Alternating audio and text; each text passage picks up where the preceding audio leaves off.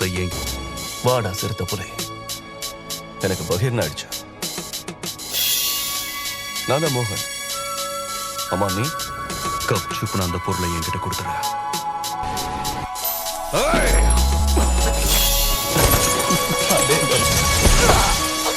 அவசர கொடுக்க பொறுமையாடுறா.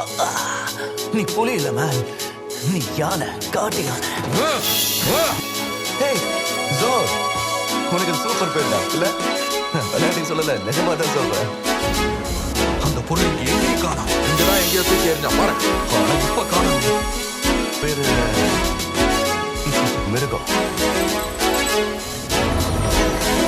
ரொம்ப புத்திசாலியான மிருகம்.